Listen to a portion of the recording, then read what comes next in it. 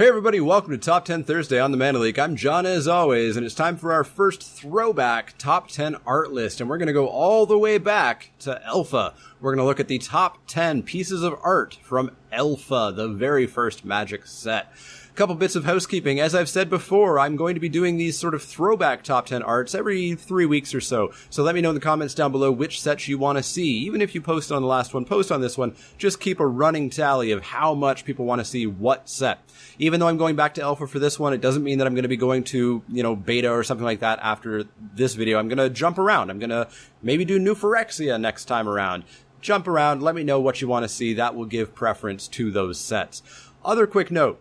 I will not be doing core sets kind of individually. So I will be doing the cards that are new or have new art in the core sets. That means that I won't be doing beta or unlimited because they're identical to alpha. If I do 8th edition, it will be only cards that have new art. I don't know if there was new art in 8th edition compared to other cards. I think maybe Birds was different, but I'm not sure about that. When we get to things like M10 through M15, I will be looking at only the cards that are new and have new art, so keep that in mind. One other final note for this list specifically.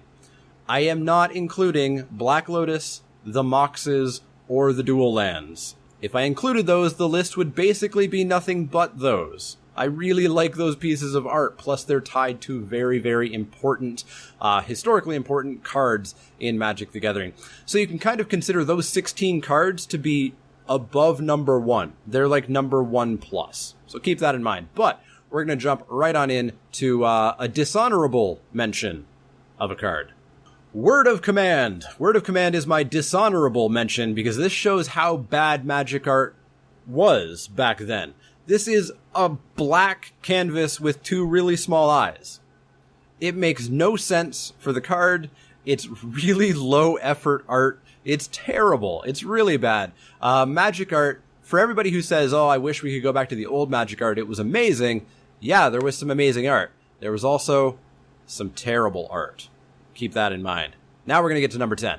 Number 10 is Uthden Troll. This one's a little bit of a weird one, but it holds a special place for me. This is the first Magic card I ever saw. It was in a Disney Adventures magazine. If you're old enough to remember those, they were these little kind of Reader's Digest sized magazines full of comic strips and stuff for kids. And in this one, back in '94, was an explanation of this new game called Magic, and it showed this art and this card to explain what a creature card was. And I immediately wanted to get that game. It was perfect. I ran out and bought a starter set, and I got into Magic way back then. So this is a cool classic trolls. A cool classic troll. It does lack color a little bit, but I love the color. I love that shade of blue. So number 10, Uthden Troll. It's my number 10. Might not be yours. Number 9 is Frozen Shade. This is another piece of art that's driven by nostalgia. I remember playing this card and loving this card. It's also partially driven by, again, really cool shades of blue. Surprise, surprise, blue is my favorite color in general, not necessarily in Magic, but I do like a lot of blue cards in Magic.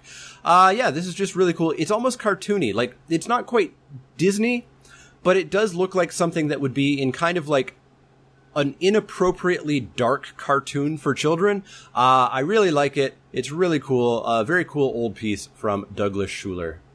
Next up at number 8, we have Wall of Swords by Mark Tayden. I've always really loved Wall of Swords. Something about the kind of ridiculously wide sword blades holding back the really cool looking Cthulhu-y type monster, but it also could be like an oozing type monster.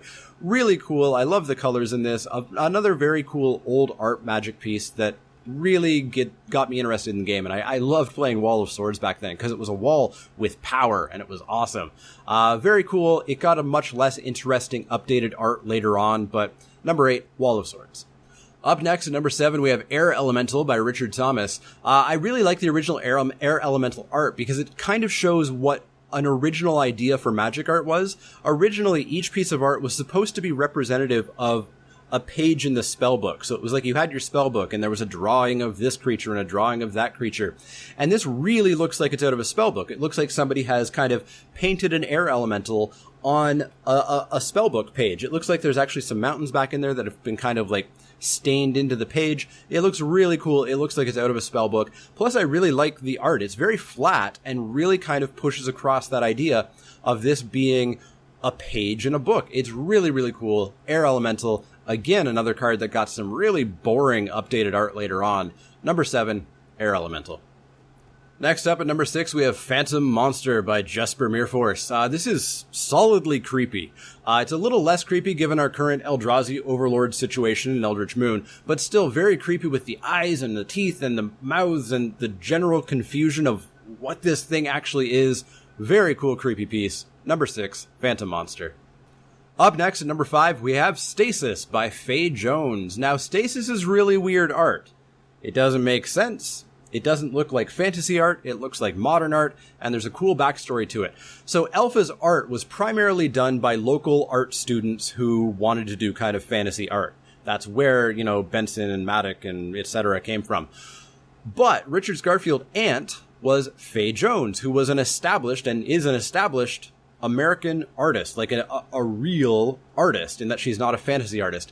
And as sort of a way to support her nephew, Richard Garfield, she decided to do a piece for one of the cards. And that's where we get this really kind of surreal, strange, real-looking piece of art that doesn't really make sense for the card. Why is that coyote thing holding a wheel of cheese or whatever that is? Who knows? But we get this really cool, iconic piece of work because of this cool backstory. Number 5, Stasis. Up next at number 4, we have the original Counterspell art by Mark Poole. For those of you who have seen me on Twitch, you might have seen in the background, I actually have a framed signed print of Counterspell from Mark Poole. I love this art. You can really feel kind of like the kinetic action of the spell just kind of fizzling out of his fingers, and he just looks so confused and just kind of disappointed about what just happened there. I love it. I think Mark Poole knocked it out of the park on this piece. Number 4, the original Counterspell. Number 3 is Birds of Paradise, another Mark Poole piece, and one that I really wish I had a print of. I actually rushed to Mark Poole Saturday morning when I got to Grand Prix Toronto, and he had no Birds of Paradise prints because they were all sold out basically right away when he got there Friday night. I'm going to have to track down a print of Birds of Paradise at some point. I love Birds of Paradise. The colors, it's bright and vibrant. I have fond memories of playing with Birds of Paradise back when the tap symbol was still a T, kind of slanted. Love Birds of Paradise. It also has a cool story behind it as well. So you might notice there's a volcanic island in the background. That's because this art was for Volcanic Island, the 10th dual land, the blue-red one. But the birds were so prominent in the frame that Wizards decided, okay, well, we'll use this as Birds of Paradise and just not print Volcanic Island in the set. There is no Alpha Volcanic Island. So there's only 9 of the dual lands. That makes no sense, but it happened in Alpha. There are only Beta Volcanic Islands, and that's why Beta Volcanic Islands are so much more than most other Beta lands, because it's the first and only black-bordered Volcanic Island. So another piece that I love with a cool backstory, number 3, Birds of Paradise.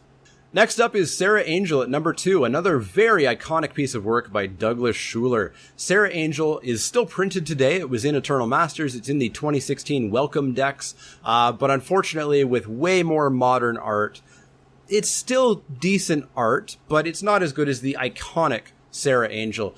This was just a bomb card back in the day. This is what the Siege Rhinos were. This is the busted, amazing card from way back then. I've got fond memories of playing with Sarah Angel, bad memories of playing against Sarah Angel, and the iconic art is just incredible. I need to find Douglas Schuler at a Grand Prix someday and get a print of the original Sailor, I was going to say Sailor Moon, Sarah Angel card.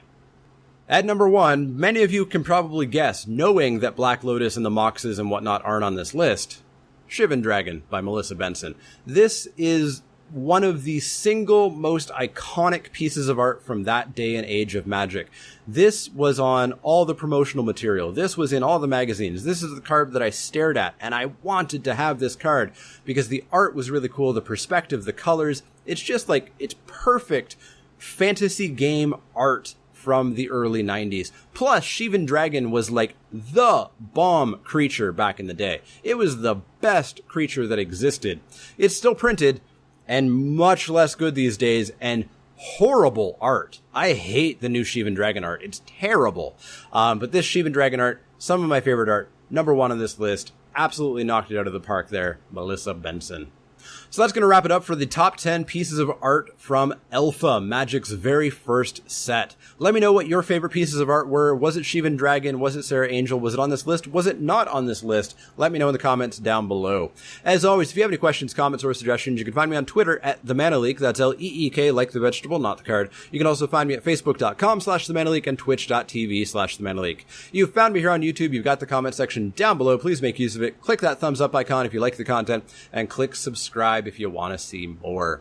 As always, if you have any questions, comments, or suggestions, let me know. Otherwise, see y'all next time.